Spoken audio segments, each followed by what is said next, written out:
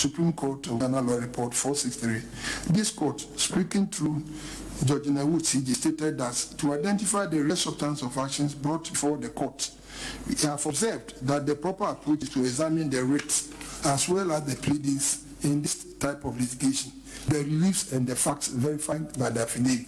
End of quote. Further, it is always the duty of the court not to assume jurisdiction over a suit where the court has no jurisdiction over either the subject matter of the suit, the parties to the action, or where a party to the suit is not clothed with capacity regarding the subject matter in issue. Again, a court may not assume jurisdiction over a case where issues of limitation, estoppel, per rem judicata are raised and proved as preliminary points.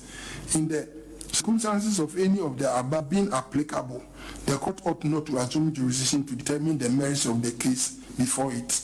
In the absence of the existence of any of these factors, the court decided to incorporate its ruling on this issue in its final judgment. In this petition, the petitioner was one of the candidates who contested the presidential election held on 7th of December 2020, and thus had the right to challenge the validity of the results declared by the chairperson or the first respondent if he is so aggrieved. The petitioner by this petition is challenging the act of the chairperson or the first respondent, declaring the second respondent the winner of the elections on grounds that the second respondent did not cross the constitutional threshold of more than 50% votes. The petitioner has also alleged wrong aggregation of votes and vote padding by officers of the first respondent in favor of the second respondent. We are of the opinion that these allegations relate to the integrity of the election and, if proved, may impact the validity of the election.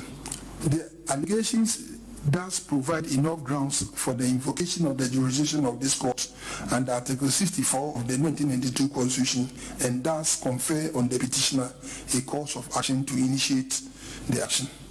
The second respondent at paragraph 23 of his written submissions in support of the preliminary objection did concede that the allegation of wrong aggregation of votes and vote padding could be described as irregularities in an action, but the number in an election, but the number of votes involved in the allegations cannot materially affect the outcome of the election. On this concession, as well as our own thinking, we are convinced that the petition discloses a reasonable course of action. We wish to state that a court called upon to decide whether or not a party has a course of action must not dwell so much on the strength of that party's case, since that can only be determined if the matter is submitted to trial. For example, in this petition, the court must assume jurisdiction in order to determine whether the averments regarding the declaration of results and the issue of CI 135 are sustainable in law, whether there was vote padding, and if so, whether it had any impact on the results declared by the chairperson of the first respondent. On this issue, therefore, the argument that the petitioner must have a weak case On this issue, therefore, the argument that the petitioner may have a weak case is no good ground to summarily dismiss the petition as contended by the respondent. See Appear, Disika versus Boaji, 1993-94, 1 Ghana Report 417, where this court held that whenever the pleadings in the case raise some questions fit to be decided by evidence, the mere fact that the party's case or defense might be weak would be no ground for striking it out.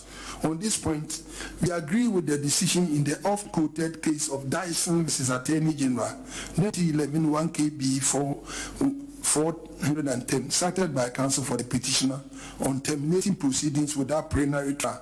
In that case, Moulton LJ said at page 419 that, quote, the court will not permit a plaintiff to be driven from the judgment seat without considering his right to be heard, except in cases where the course of action is obviously and almost incontestably bad, end of quote. Having carefully considered the pleadings, especially the constitutional provisions referred to and the issues raised by the parties, it is our view that this petition is not incontestably bad in law or frivolous and vexatious, such that it ought to be summarily dismissed. Any alleged breach of the fundamental law of the land must be carefully examined by this court, as the only court clothed with jurisdiction to do so. It is on the basis of these reasons that we hold that the preliminary objection raised by the respondent herein should be overruled for the petition to be determined on the merits. Validity of the declaration of the results of the presidential instance, that is issue 2. We now address issue 2, which is whether or not, based on the data obtained in the declaration by the first, we will now address issue 2, which is whether or not, based on the data contained in the declaration by the first respondent of the second respondent as president-elect, no candidate obtained more than 50% of the valid votes cast as required by Article 63, Clause 3 of the 1992 Constitution. The source of this issue could be traced to the errors in the declaration made by the chairperson of the first respondent on the 9th December 2020. In that declaration, which was tendered as Exhibit A by PW1, Mr. Asiedun Ketia, the chairperson of the first respondent, was seen and heard, given the particulars of the total votes of each of the 12 candidates obtained at the end of the polls, excluding the votes from Techim and South constituency, which was still outstanding. There is no doubt that in providing particulars of the votes cast, the chairperson of the first respondent announced the figure 13,434,574 when he was referring to total valid votes cast, which was in actuality 13,121,111. As a result of this erroneous reference, the petitioner pleaded at paragraph 6, 7, 8, 9, and 10 of the petition, which are reproduced as follows. Quote 6. Purporting to declare the results, Mrs. Jean Adokwe-Mensah, chairperson of first respondent and returning officer for the presidential election, said, at the end of the transparent, fair, orderly, timely and peaceful presidential elections, the total number of valid votes cast was 13,434,574, representing 79% of the total registered voters. 7. In the declaration, Mrs. Jean Adokwe-Mensah, chairperson of first respondent and the returning officer for the presidential election, further said that second respondent of the NDP obtained 6,730,413 votes, being 51.595% of the total valid votes cast. 8. They claimed that the percentage of the total votes cast was 51.595% of the total valid votes that she herself distinctly stated to have been 13,434,574 was manifest error, and votes cast for second respondent would amount to 50% and not the 51.95% erroneously declared. 9. Mrs. Jean Adokwe-Mensah, chairperson of first respondent and the returning officer for the presidential election, further declared that, quote, Don Dramani Mahama of NDC obtained 6,214,899 votes, being 47.366% of the total valid votes cast. 10. From the total valid votes cast of 13,434,574, the petitioner's percentage will be 46.260% and not 46.260% and not the 47.366% erroneously declared. End of quote. From the evidence on record, it seems the petitioner built his case around this figure of 13,434,574, erroneously announced by the chairperson of first respondent as the total valid votes cast. The description she gave to this figure was wrong. Exhibit A, which is a video clip of the declaration, gave details of all the votes obtained by all the presidential candidates, and this gave a total valid vote cast of 13,121,111. Out of this figure, the second respondent, Nana Akufo-Addo, of the NPP, obtained 6,630,730,413, while the petitioner, John Dramani Mahama, obtained 6,214,889. The evidence on record is that the chairperson of first respondent, having detected the error in announcing the figure of 30,434,574 as the total valid vote cast, corrected the error and issued a press release on the 10th of December 2020. The thrust of the issue under consideration is the error in the description of figures quoted by the chairperson of first respondent while declaring the results of the presidential election. In this petition, evidence has been adduced through PW1, Mr. Siedun Ketia, to show that the actual total valid vote cast, excluding the votes from Techiman South, at the time the declaration was made, was 30,121,111. This figure has been admitted by the petitioner in paragraph 12 of his petition, which reads as follows, quote, if the total number of valid votes standing to the names of each of the presidential candidates is summed up, this would yield a total number of valid votes cast of 30,121,111, a figure that is completely missing from the purported declaration by Mrs. Jane Adukwe-Mensah on 9 December 2020 and the purported rectification on 10th December 2020. End of quote. In law, a party is bound by his pleadings, and the only way he could free himself from the amendment in the pleading is through amendment. See Hammond and Adoi. Hammond and Adoi, 1982-83, 2 Ghana Report, page 1215. The above pleading was supported by the evidence of PW and Mr. Siedun Ketia while under cross-examination on the 1st of February 2021 by counsel for the second respondent. The relevant part of the cross-examination is reproduced below. Question. I am saying that from the declaration in the video clip that we just saw, which really is the basis of all your case, and you should know what is in it. The total number of valid votes that second respondent obtained is 6,730,413. Answer. That is correct, my lords. Question. The total number of votes that the petitioner obtained from the declaration announced. From the declaration announcement, your exhibit A is 6,214,899. Answer. That is so, my lords. Question. And I am also putting it to you that if you do a sum of these valid votes, it goes on. By court, you asked this question about an hour ago, more than once or twice, and it has been answered. So it goes on. Question. Can you tell the court what is 6,780,430 as a percentage of 30,121,111? My loss, my answer, my loss is 51.29453 ad infinitum. So it can be around, it can be round up to 51.295%. Question. So 51.295%, 51.295%, not so. Answer. Yes. What about the petitioner?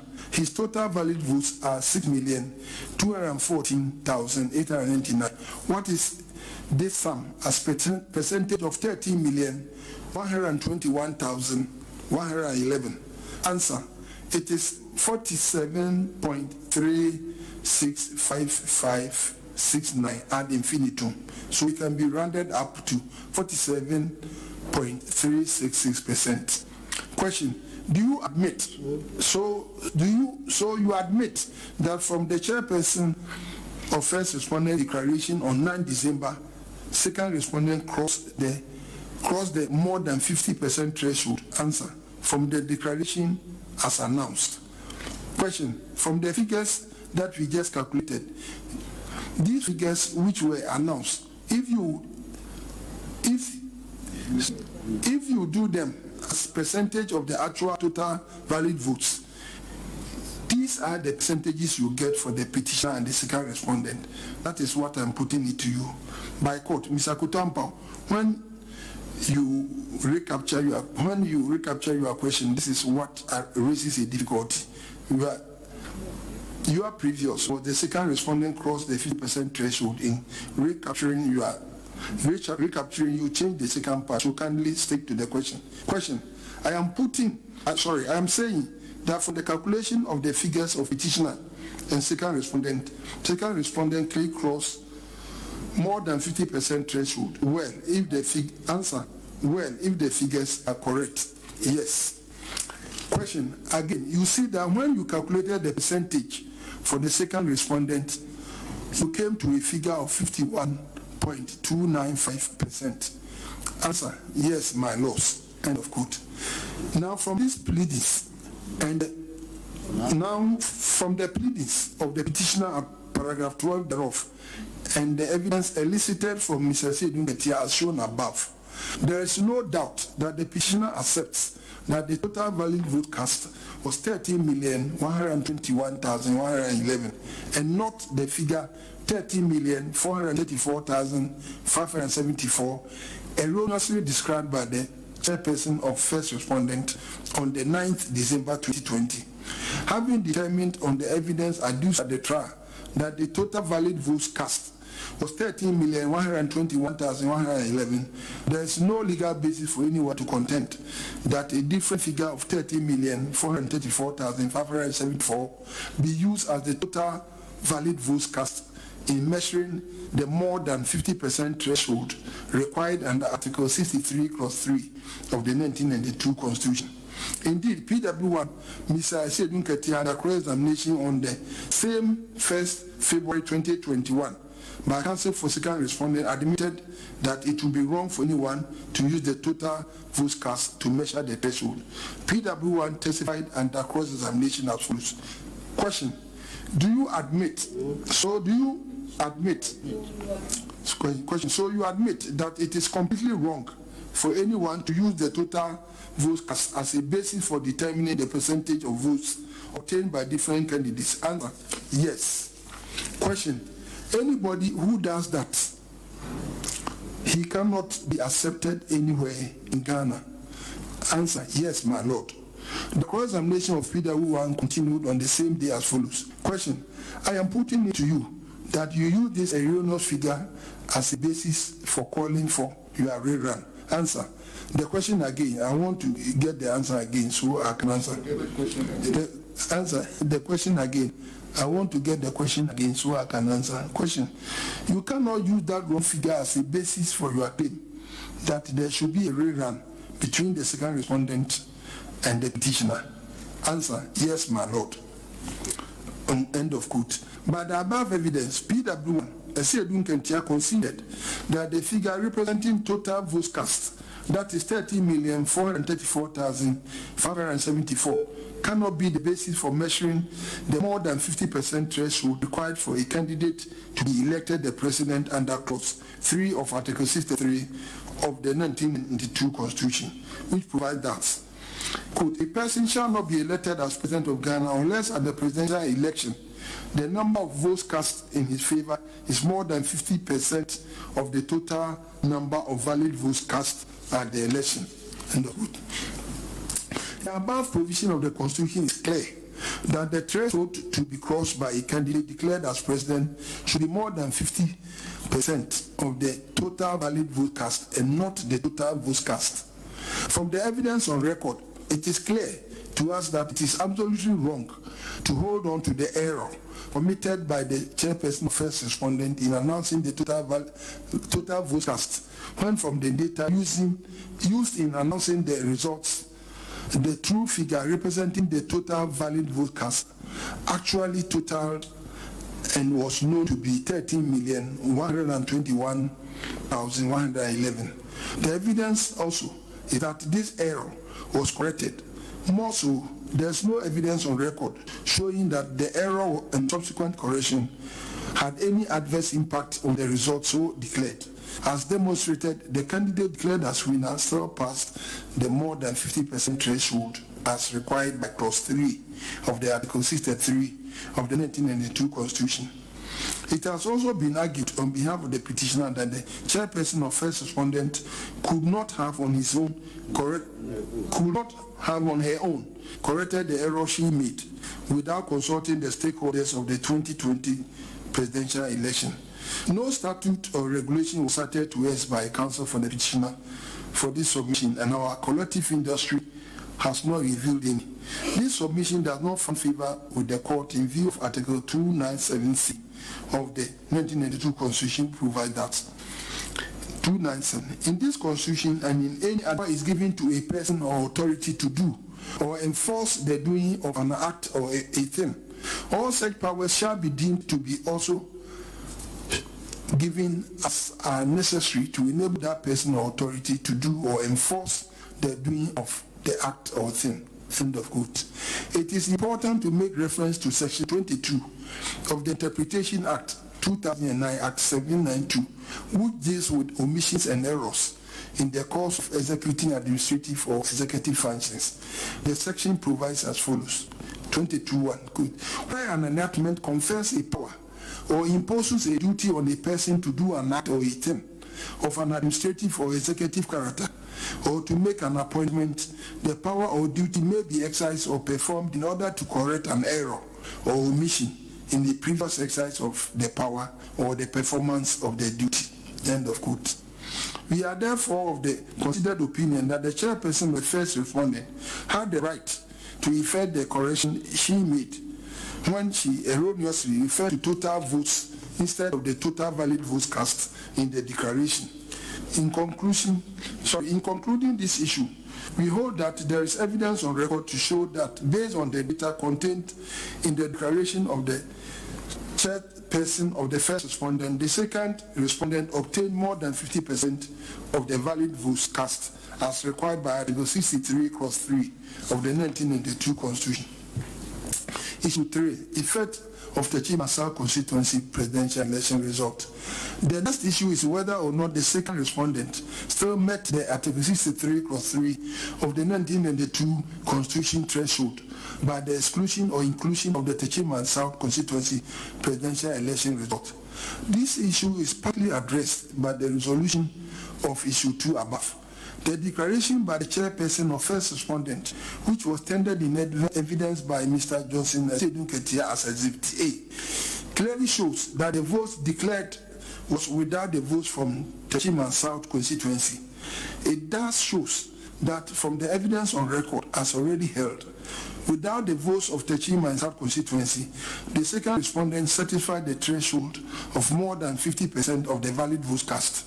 The evidence on record adduced through the cross-examination of PW1, Mr. Sedun Ketia demonstrated above, confirmed that the second respondent obtained 51.295% of the total valid votes cast, excluding the votes from Techiman South constituency.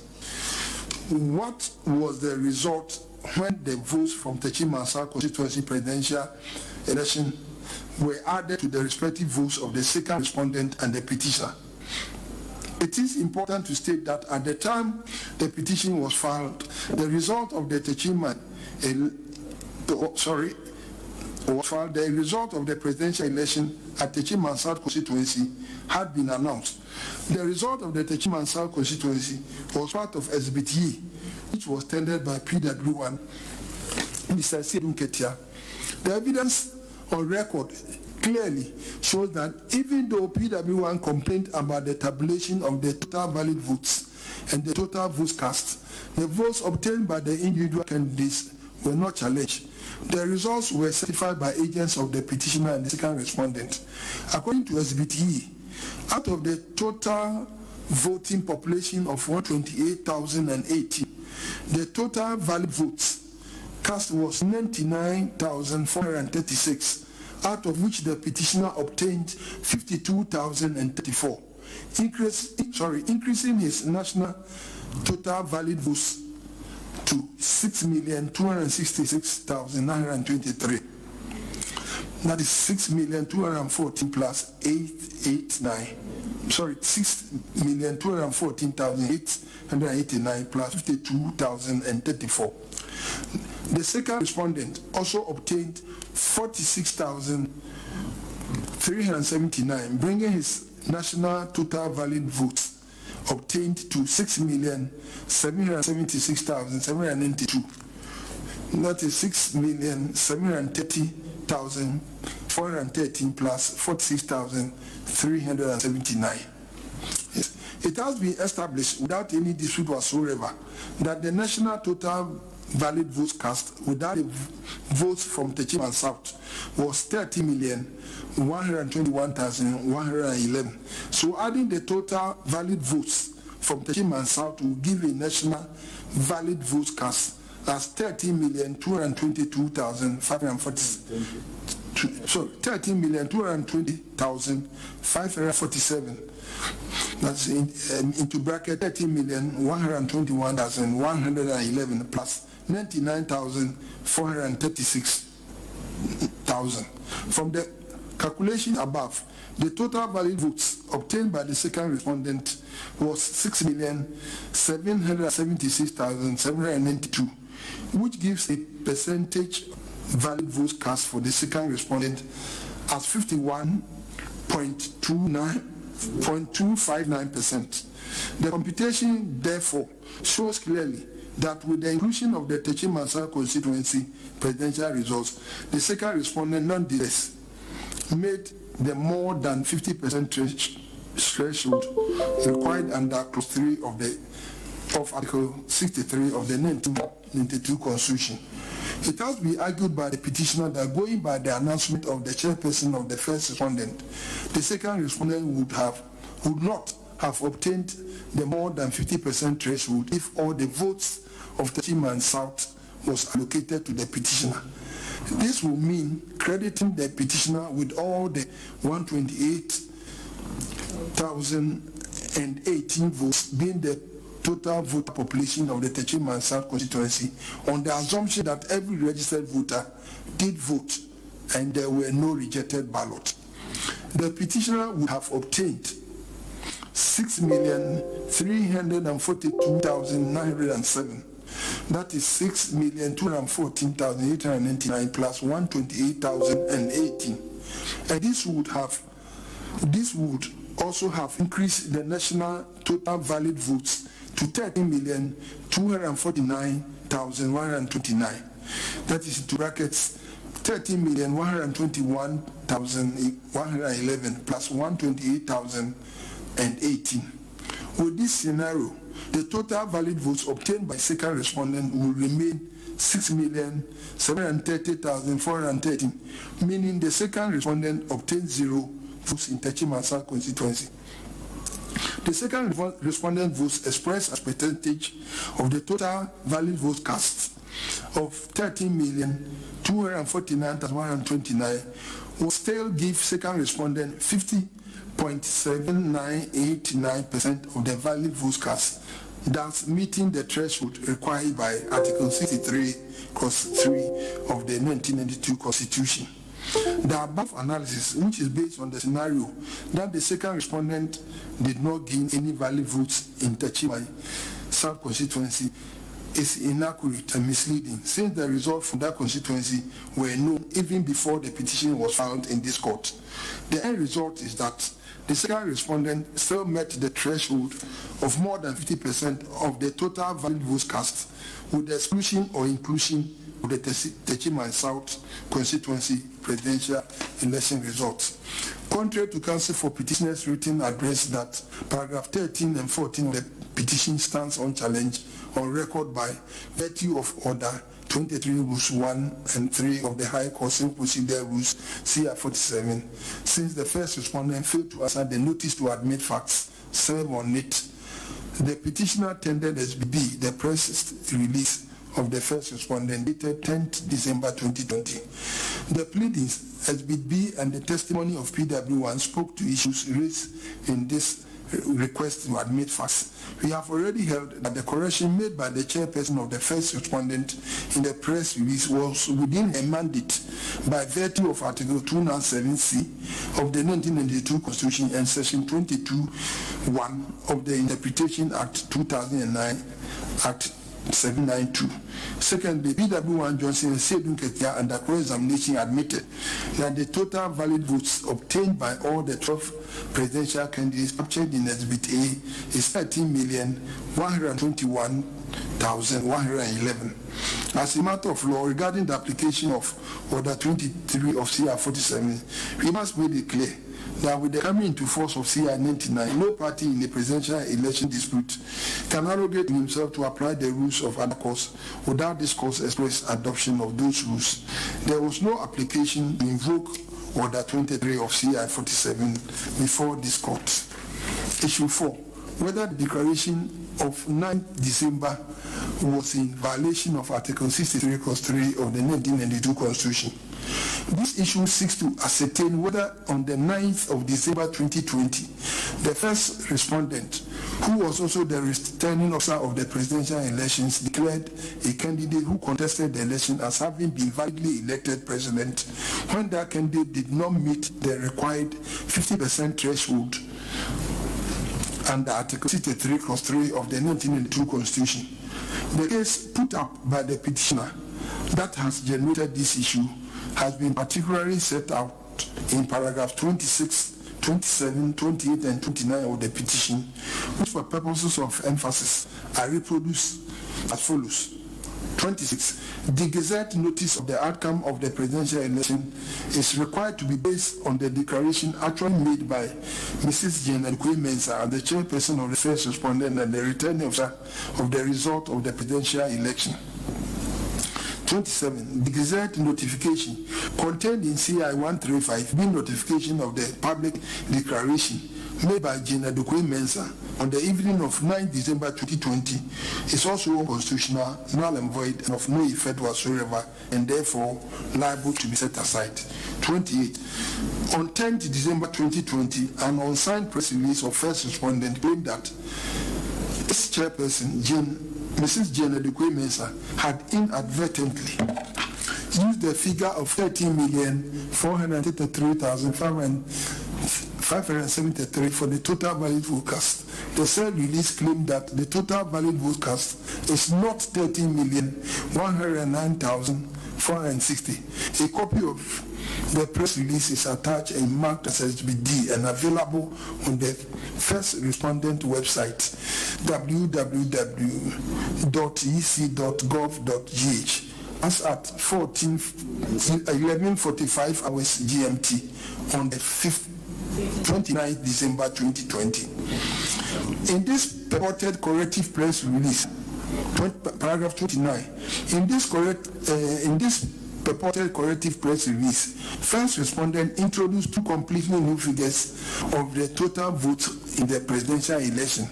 Thus, there was no correction properly so called, since to be valid. A correction of a prior mistake must correctly name the mistake to be corrected.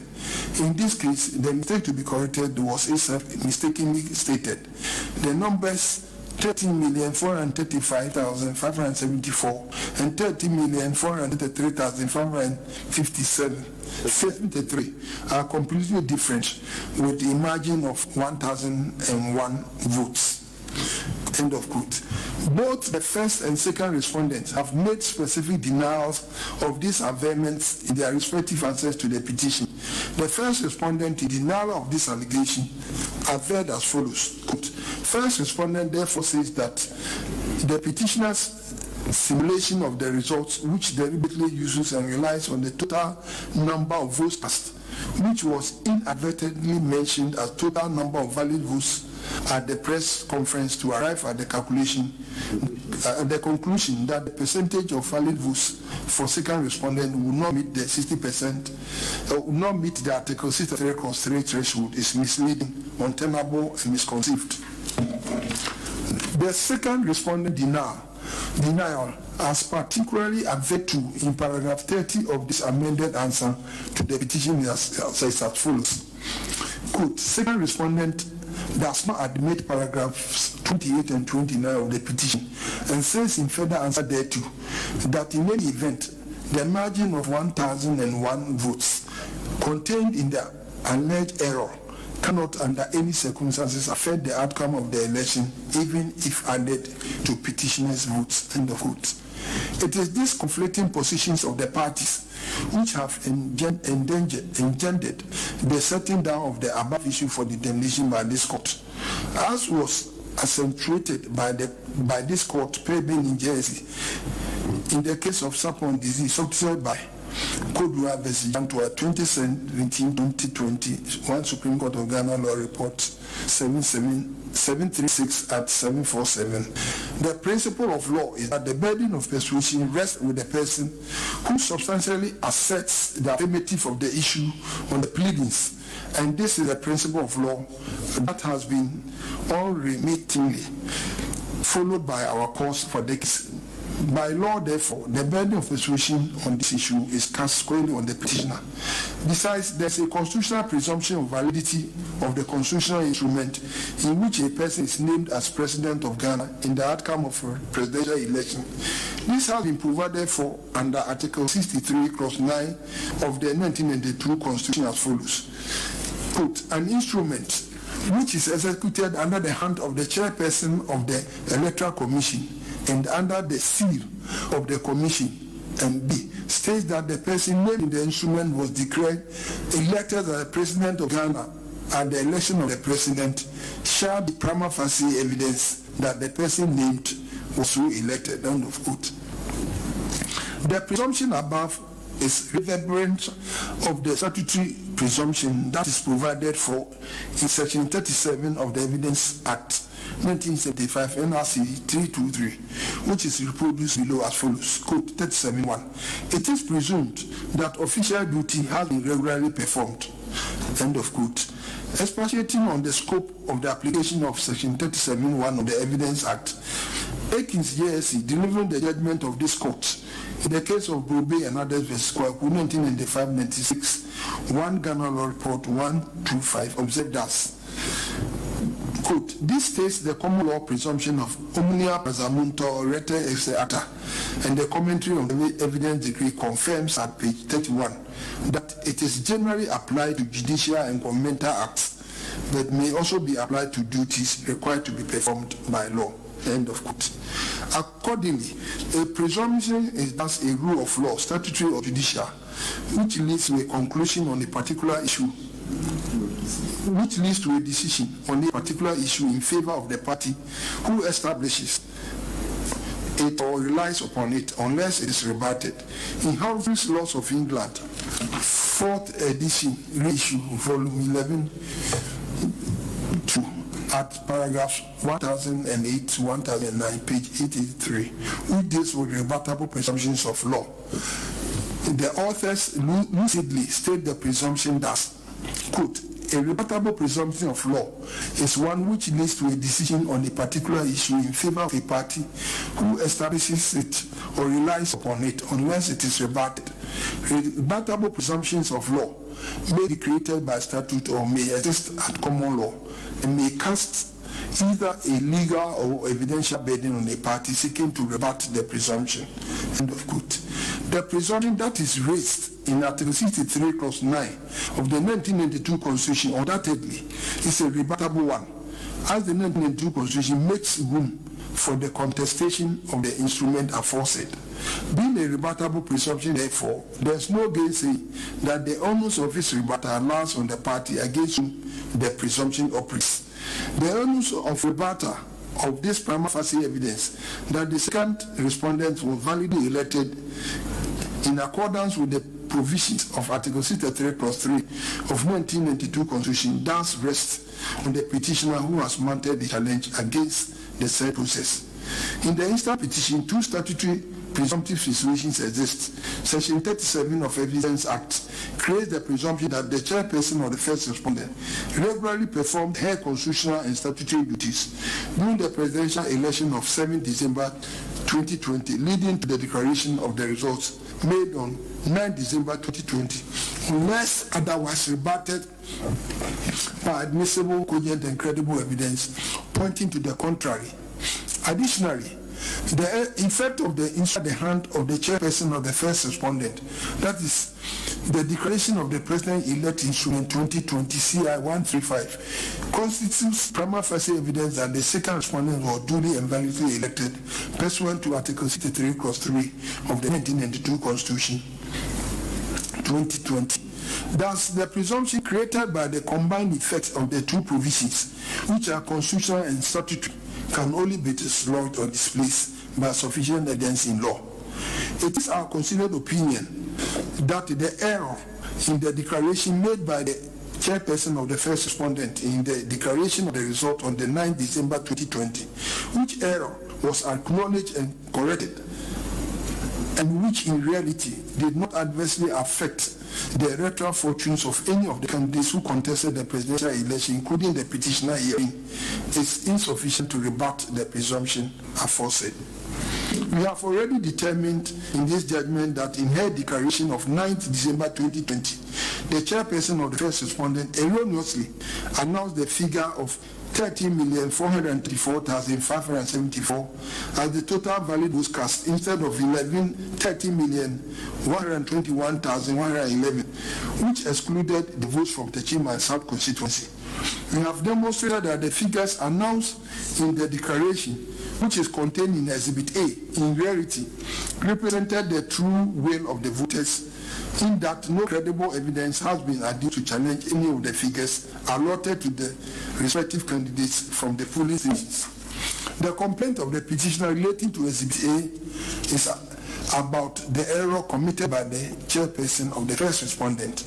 The evidence on record was that this error was corrected by the very next day after the declaration on the 10th of December 2020 through a press release.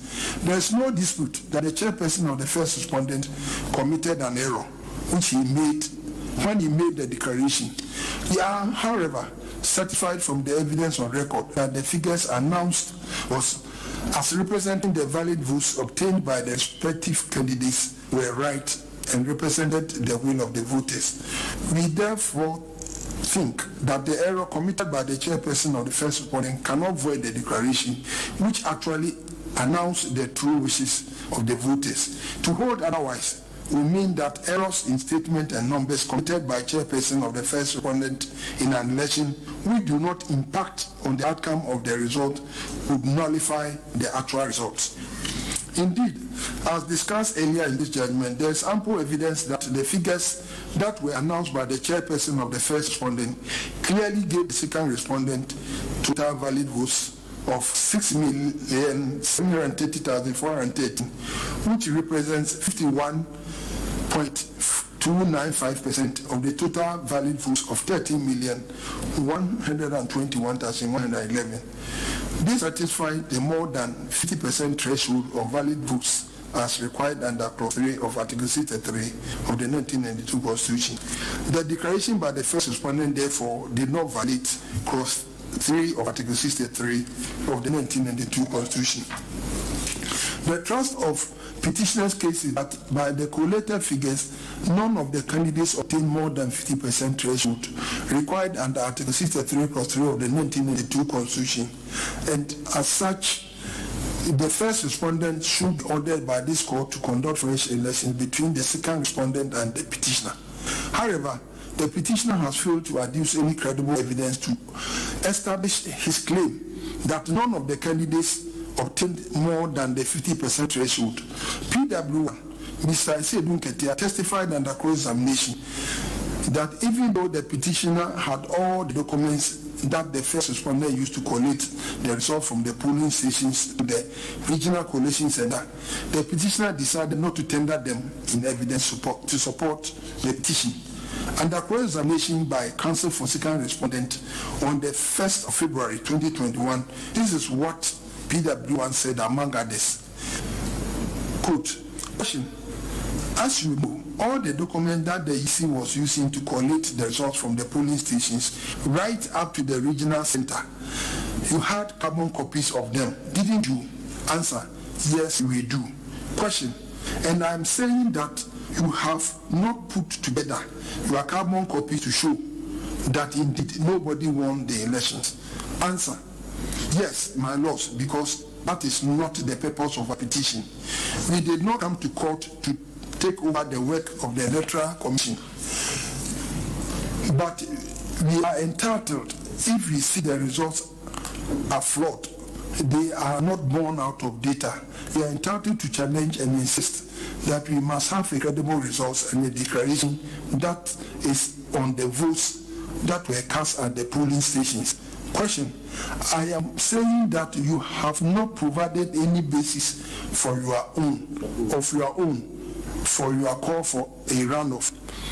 Answer: no, my lords, we have not brought that data here. We did not consider it necessary to bring any such data here. End of quote.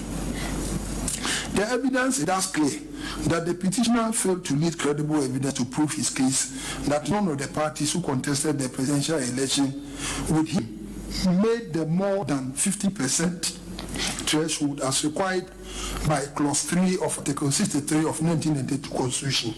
And so there should be a rerun. All the petitioner sought to do by way of evidence was to tender Exhibit A to demonstrate that the chairperson of first respondent committed errors in making the declaration.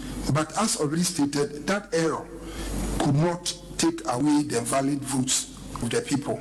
Having held that the declaration by the chairperson of first respondent on 9th of December 2020 did not violate Article 63, Clause 3 of the 1992 Constitution, we will end the resolution of issue 4 with two admonitions. The first is that of our esteemed brother Bavumani JC in the case of Akufo-Addo Hernandez versus Mahama and another, Supra, at page 439. Quote: elections are complex systems designed and run by fallible human beings. Thus, it is not surprising that mistakes, errors, or some other imperfection occur during an election. Because absolute electoral imperfection is unlikely and because finality and stability are important values. Not every error, imperfection, or combination of problems found in an election contest voice the election or changes its outcome.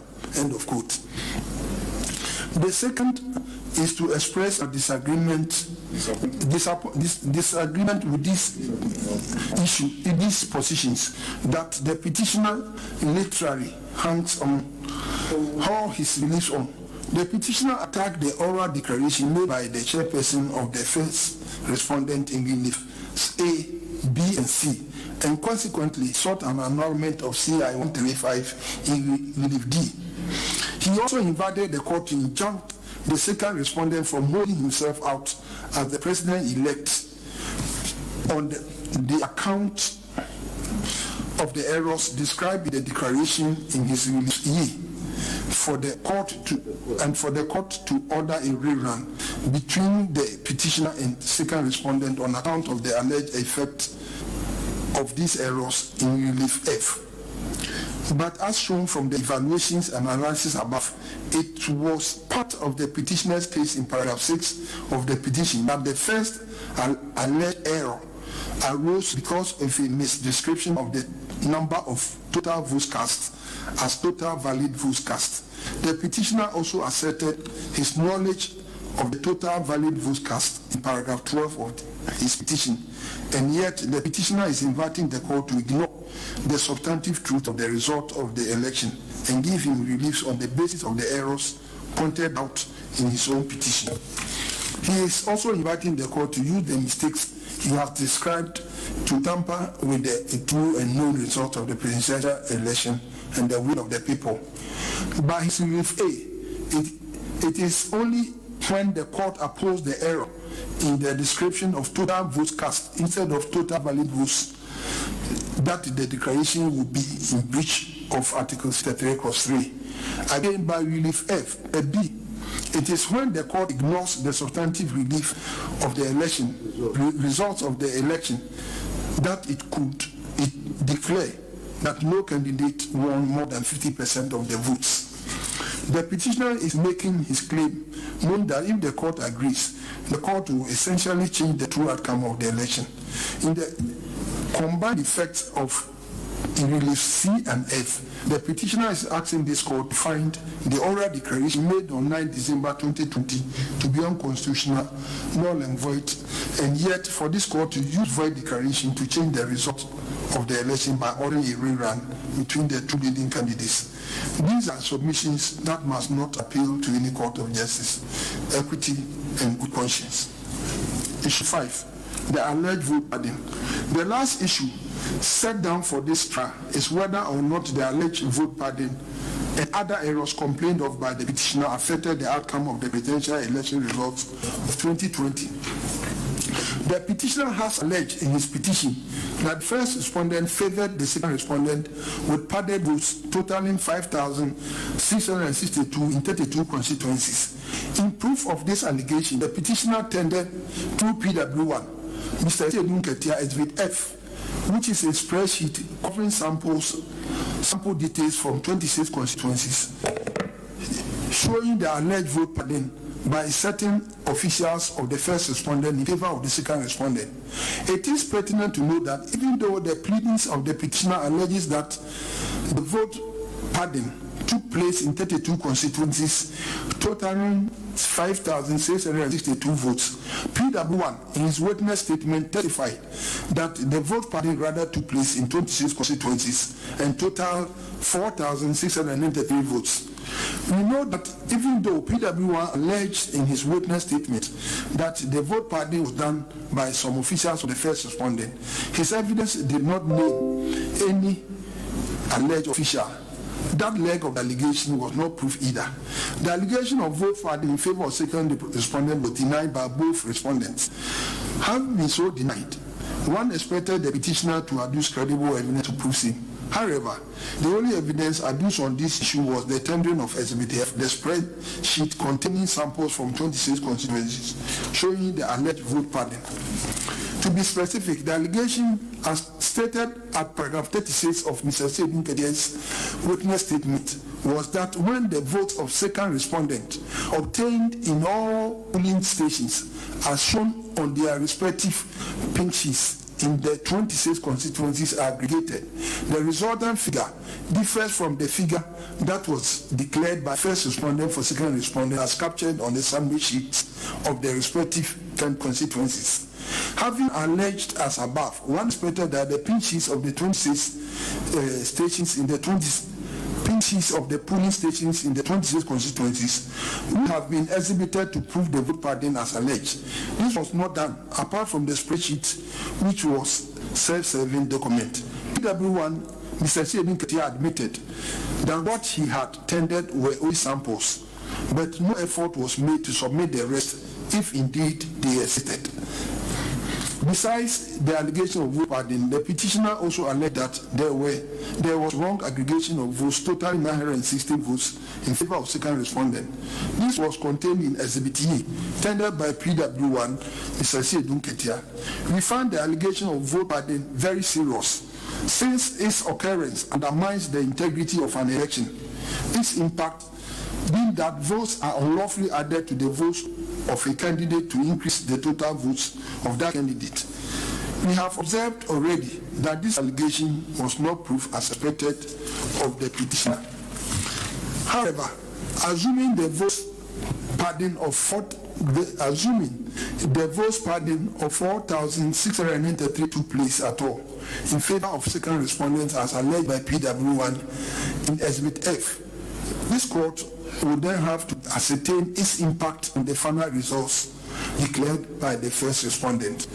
Indeed, evidence on record clearly showed that the impact of the alleged vote padding, even if proved, would have been very insignificant and would not have materially affected the outcome of the elections.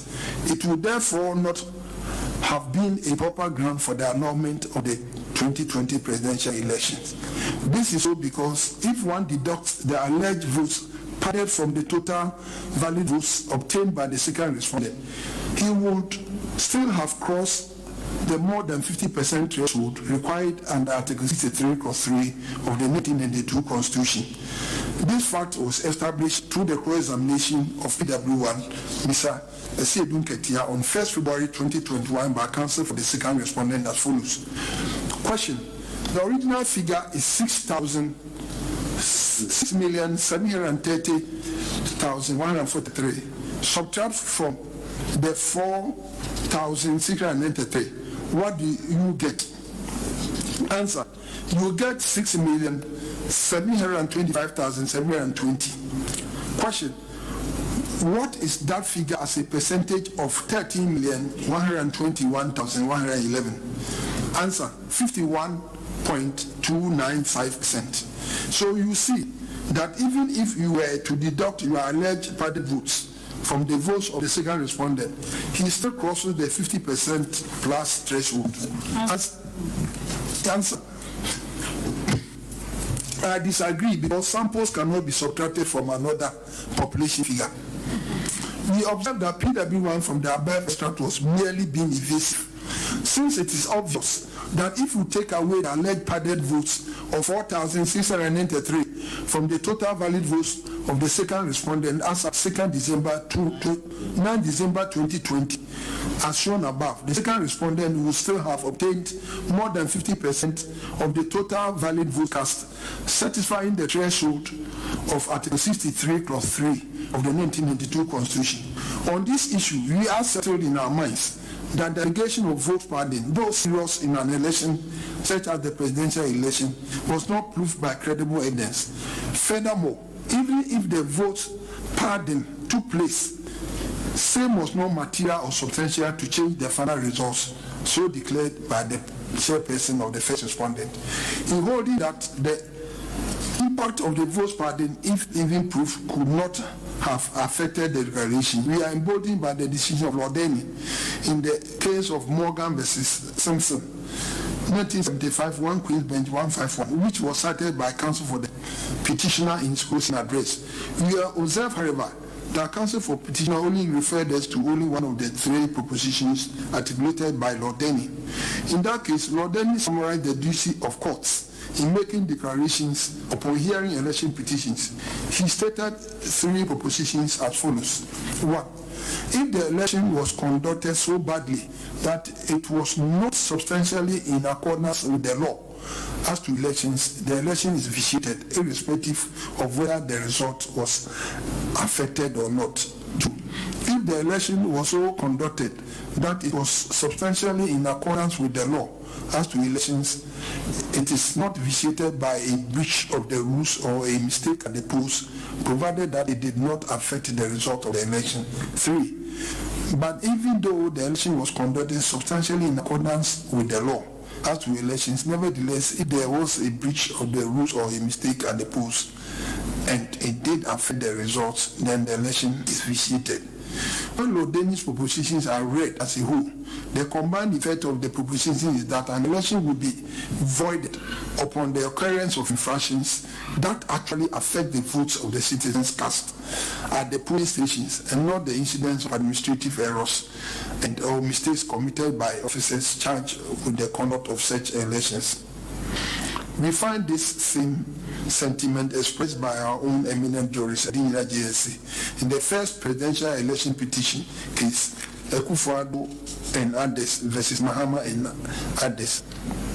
Number 4, 2013 Supreme Court of Ghana Law Report, Special Edition, page 733 at page 237 to 237 to 238 per. Her ladyship had this to say, quote, courts usually apply the election code to protect, not to defeat the right to vote.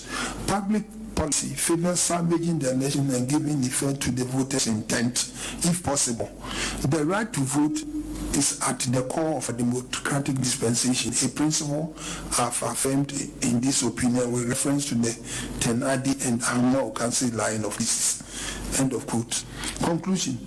We conclude this judgment by emphasizing that the petitioner did not demonstrate in any way how the alleged errors and unilateral corrections made by the first respondent affected the validity of the declaration made by the chairperson of the first respondent on the 9th December 2020 as already stated in this judgment. The petitioner has not produced any evidence to rebut the presumption created by the publication of CI 135 for which his action must fail. We have therefore no reason to order a rerun as created by the petitioner as in relief F. We are only dismiss the petition as having no merit. As the court pleases.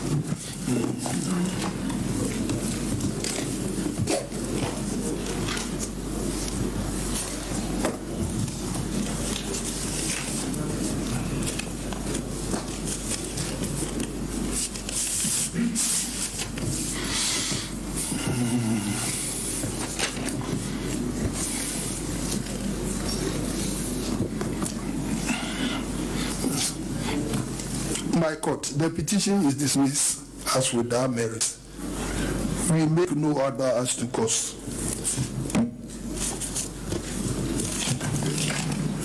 We are grateful to the court.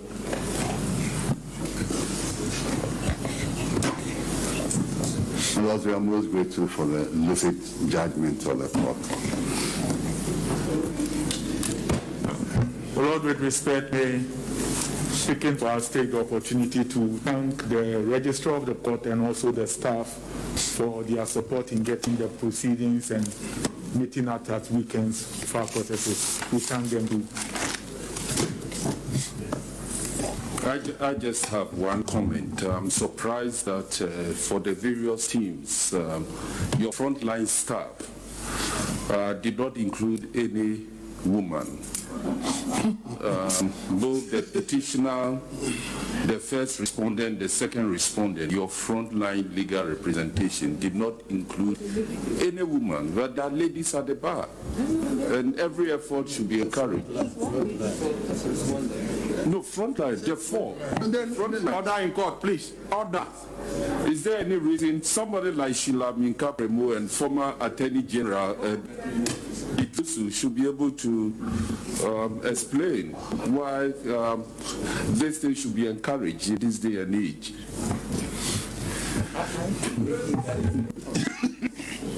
My Lord, if I may, okay, if your lordships will recall, Frontline, you are four.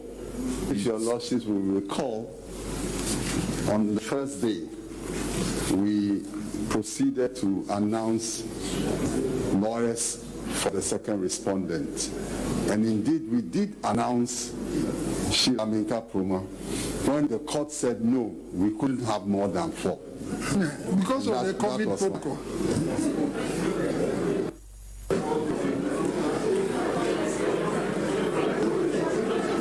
All rise.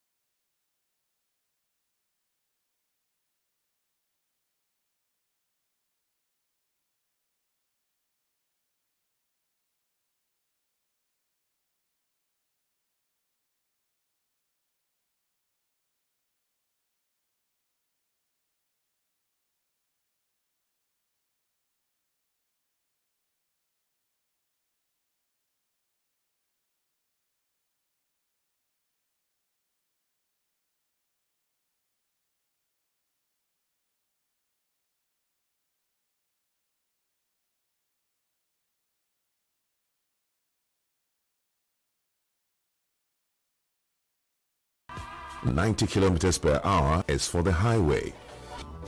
The Accra Tema motorway has a speed limit of 100 kilometers per hour. Where there are no speed limit signs, the national and environmental speed limits apply.